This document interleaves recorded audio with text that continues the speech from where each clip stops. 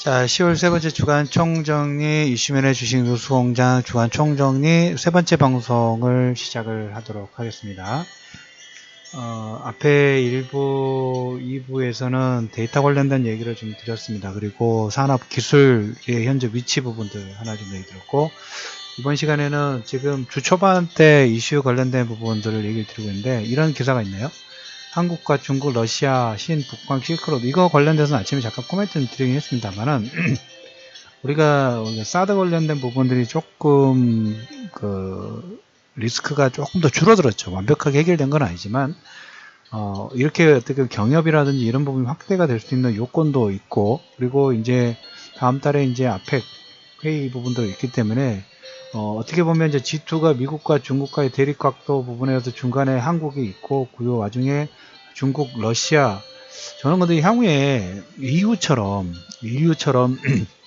아시아 쪽도 이렇게 통합 관련된 부분들의 어떤 기조 자체가 좀 확대가 될 가능성이 높지 않느냐라는 관점 부분들을 가지고 있습니다. 그래서 중국과 러시아, 그 다음 한국 간의 북방 실크로드, 그리고 이제 시진핑 2기 부분이 1대1로의 확장 부분, 그리고 유럽도 윤코 플랜의 확장 부분들의 가능성도 있기 때문에 이런 실크로드 관련된 부분들도 계속적으로 좀 체크하실 필요가 있다. 그래서 내륙 지방의 중국의 내륙 지역이라고 할 수 있는 지린성이라든지 헤이종 장성이 다롄항까지는 좀 거리가 1000km가 넘는데, 블라디보스크라든지 자루비안까지는 한 절반 이상 줄어드는 역할을 하면서 물류, 그래서 그걸 블라디보스크 항에서 싣고 부산을 통해 가지고 어떤 수출하는 그런 통로 부분들이 만들어질 가능성도 우리 한번 그려보실 필요가 있다라는 얘기 좀 드리도록 하겠고요.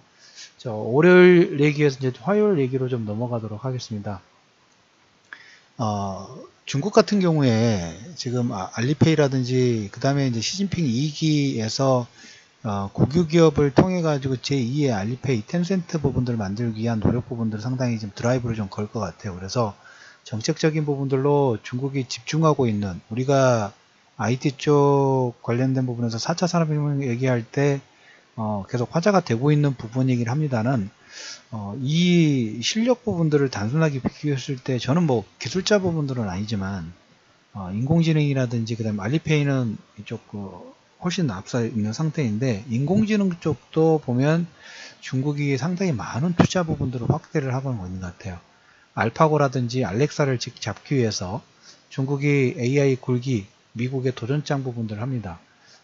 관련 산업군들을 키워서 2030년까지 $1,500의 창출 목표 부분들을 하는데, 여기에 상당히 많은 투자 부분들이 좀 진행이 되고 있어요. 정부에서 정부 정책 자금 부분도 진행되고 있고, 중국 같은 경우에 반도체 쪽에 정부 자금이 투입도 강도가 좀 크고, 그 다음에 디스플레이 쪽, 메모리 쪽은 조금 더디기는 합니다만은, 아무튼 4차 산업혁명 관련된 부분에서 중국 같은 경우에는 내연기관 쪽이 기술력이 그렇게 많지 않다 보니까 전기차로 점프하는 거고, IT 기반을 통해 가지고 어떤 새로운 산업군 자체에서 상당히 선도적인 역할 부분들을 좀 하고 있다라는 얘기를 드리도록 하겠고, 그리고 이제 주 초반에는 네이버 로봇 관련된 부분이 상당히 많이 화제가 됐어요. 그래서 네이버가 한 6%, 7% 반등을 이끌었던 요건 자체가 컸죠. AI 로봇을 9개 종을 공개를 하면서 대중화 선언 부분을 했고, 오픈 플랫폼 방식 부분들로 자율주행하고도 연관성이 있죠. 그래서 하드웨어뿐만 아니라 그 소프트웨어 때까지 실생활을 파고들면서 여기서 데이터를 많이 한다고 말씀드렸죠. 생활뿐만 아니라 자율주행 로봇이라든지 그 다음에 손, 팔, 로봇 관련된 부분하고 그 다음에 전동 카트, 이것은 인터넷 소프트웨어 사업 부분을 넘어가지고 영역 부분들이 하드웨어라든지 그 다음에 물류, 안내 쪽까지 생활 속으로 이렇게 변신을 하면서 거기에 나오는 여러 가지 데이터 취합 부분들을 위한 어떤 포석 부분들을 좀 그리고 있다라는 코멘트를 좀 드려보도록 하겠고, 현대차 같은 경우에는 미국의 주력 부분에 조금 다소 정체가 좀 됐죠. 그래서 SUV라든지 픽업 트랙의 다섯 종의 신차 투입 부분들을 진행을 하고 있는 와중에 외국인들은 저가 매수 부분들을 서서히 자동차 섹터 부분들을 매수를 하고 있고, 주 중반 주 후반에 자동차 섹터 같은 경우에는 기본의 현대 기아차뿐만 아니라 자동차 부품 쪽의 부품 확산 부분들, 여기 어떻게 보면 모델 3가 양산 부분들이 더딘다는 반사 효과 부분들도 좀 있어요. 모델 3가 뭐 배터리 쪽 관련된 부분들도 코멘트를 좀 드렸죠.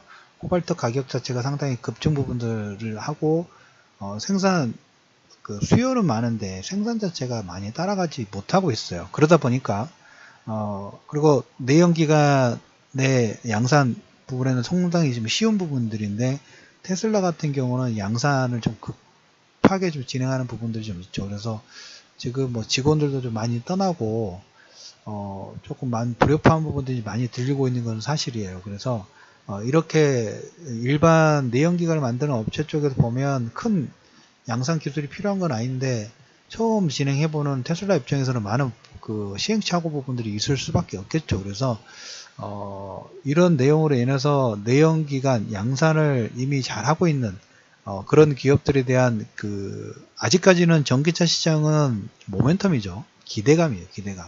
수소차도 기대감.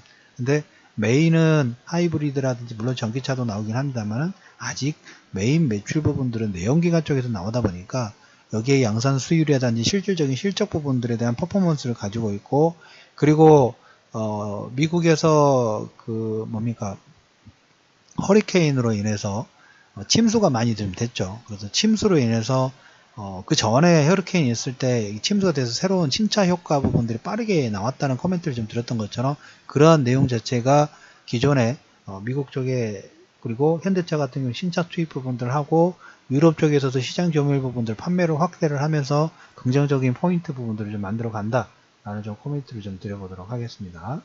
그리고 뭐 건설 기계 쪽에서 두산 인프라코 부분들 중국 굴삭기 판매 부분들은 방송 시작하자 7월달부터 계속적으로 좀 코멘트를 좀 드렸던 것 같아요. BW 관련된 부분들 얘기가 나올 때마다. 그래서 그로 인해서 주가의 움직임들의 포석 부분들을 보면 움직임 자체가 두산 인프라코 같은 경우에 지금 벌써 9,200원대입니다. 8,000원대 뭐 전후 8,000원대 전후에서 BW 물량 자체가 나왔을 때 급락 부분이 나왔으니까 그때 가격 보면 7,500원대까지 7,700원, 7,800원대까지 하락 부분들이 좀 나왔었어요.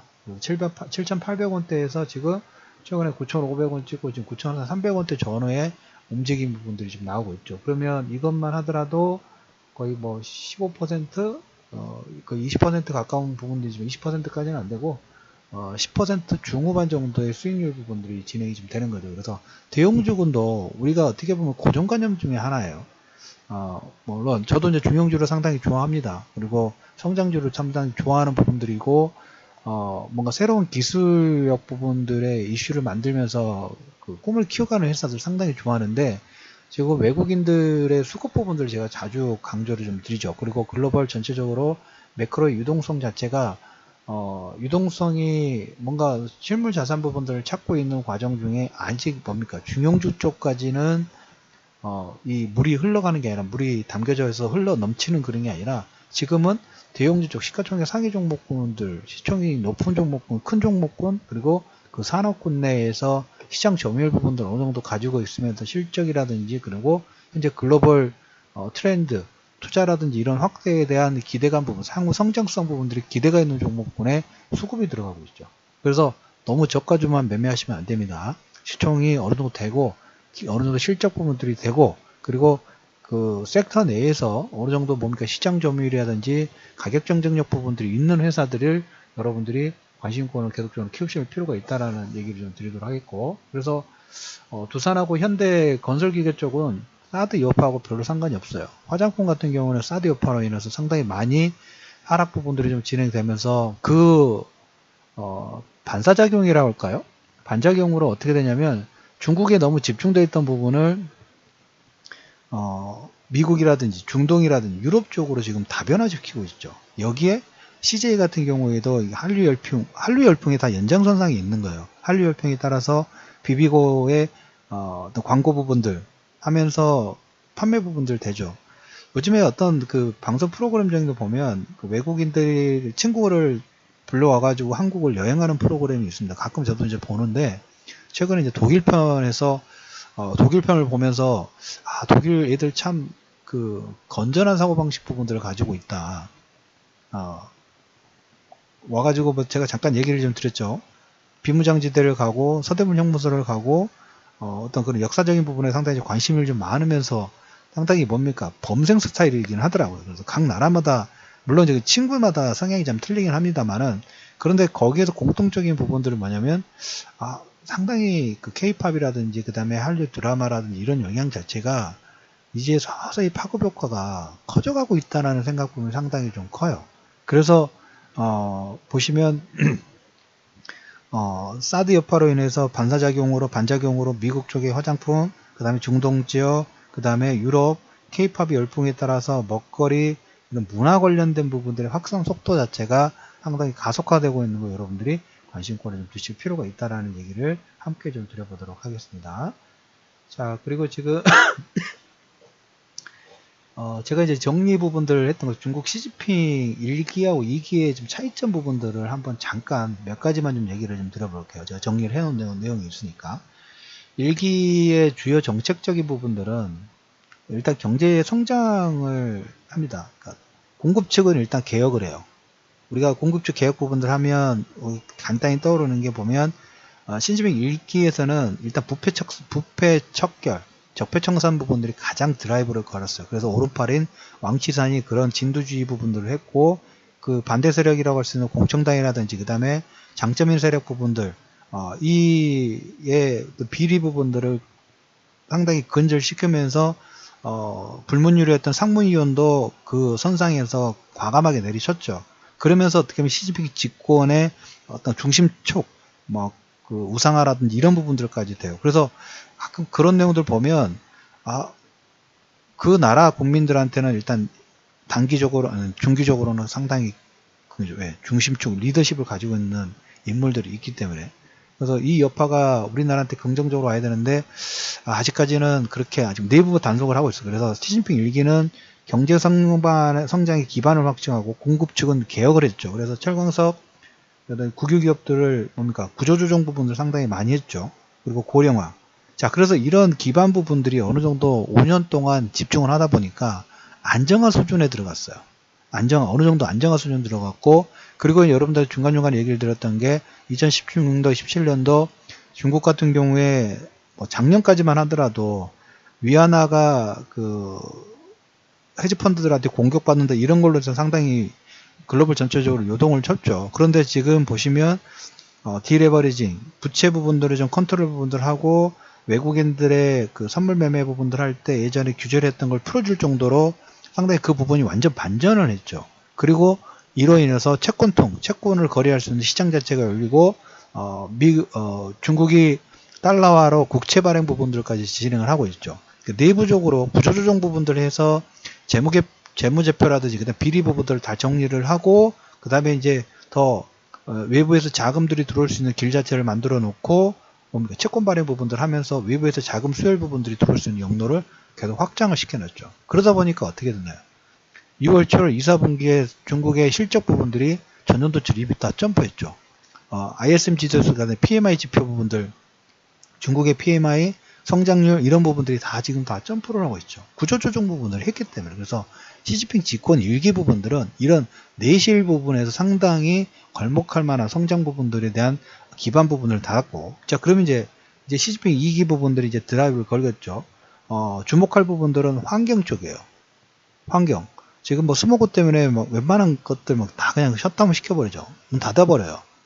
공기 안 좋으니까. 그 정도예요. 그 정도. 그래서 환경이라든지 인프라, 1대1로 관련된, 서부대 개발 관련된 부분들, 중국 같은 경우는 계속 도시화 부분들이 진행되기 때문에 일자리 부분들이 진행되지 않으면 제2의 천안문 사태가 나올 수밖에 없어요. 그래서, 지금은 동부, 변방 쪽, 동부 해안 쪽 부분에서 내륙 쪽으로 지금 서서히 지금 들어가면서 거기에 1대1로 부분들을 진행을 하고 있죠. 물론 1대1로가 워낙 많은 자금 자체가 투입이 되다 보니까 자금매에 대해서 상당히 계속 켜수준이 되는 건 사실이에요. 하지만 해야 될 부분은 중국은 일단 포커스를 하게 되면 중국 공산당 같은 경우 한번 명령이 내리면 그 구도 자체가 상당히 드라이브 좀 걸죠. 그래서 환경이라든 인프라 쪽에 시진핑 정권 2기에 소득 불평등 해소를 위해서라도 이렇게 서부 대개발하고 인프라 투자 부분의 모멘텀 부분하고 여기에 플러스 알파로 환경 관련된 부분하고 여성 지위 상승 관련된 부분들을 이런 내용들이 동시다발적으로 진행이 좀 될 겁니다. 그래서 우리가 이제 시진핑 집권 2기에 나왔을 때 이런 뭡니까 정책적인 부분들은 단순히 모멘텀 측면뿐만 아니라 산업 관련된 부분하고도 가장 밀접한 영향 부분도 있기 때문에 다방면으로 우리가 관심권을 보시면서 확대하실 필요가 있다라는 코멘트를 드리면서 10월 세 번째 주간 총정리 시진핑의 정책 관련된 1기와 2기의 차이점 그리고 사드 관련된 영향 부분들이 어떻게 진행되는지 이런 관련된 그리고 현대차의 신차 효과 부분하고 위기 돌파 부분들을 어떻게 진행되고 있는지 관련된 코멘트를 정리를 하도록 하겠습니다. 자, 세 번째 방송 부분들은 역시 노래 한 곡 들으면서 마무리하도록 하겠습니다. 주말에 요즘에 날씨가 너무 좋습니다. 날씨 좋기 때문에 집에만 너무 계시지 마시고 이동 중에 팟캐스트 들으셔도 상관없으니까 들으신 후에 좋아요와 그리고 주변 친구분들에게 많은 공유 부탁드리고요. 추천해 주신 분 다시 감사드리면서 세 번째 정리 방송 마무리하도록 하겠습니다.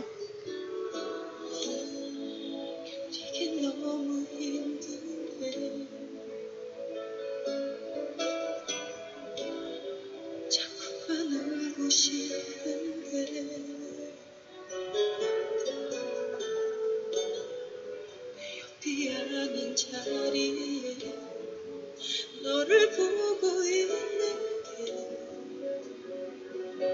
왜 그게 행복한 걸까 친구라도 될 걸 그래서 모두 다 잊고서 다른 사람 만나는 널 보아도 슬프지 않게 그저 바라보고 있었어 한참 동안 네 옆에 그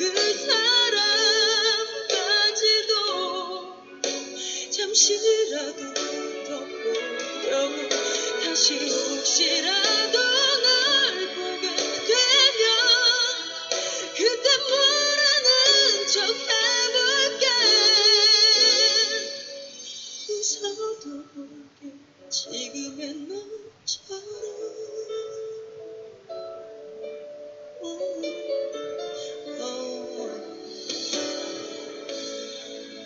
넘지 말고 보낼 거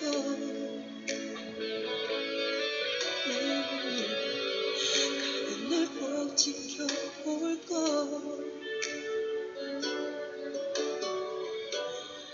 차가운 너의 걸음에 마지막 내 눈물도 묻혀서 보내버릴 거 너무 모진 너의 모습이 미워져 버려서 다른 사람 만나는 널 보아도 슬프지 않게 그저 바라보고 있었어 한참 동안 네 옆에 그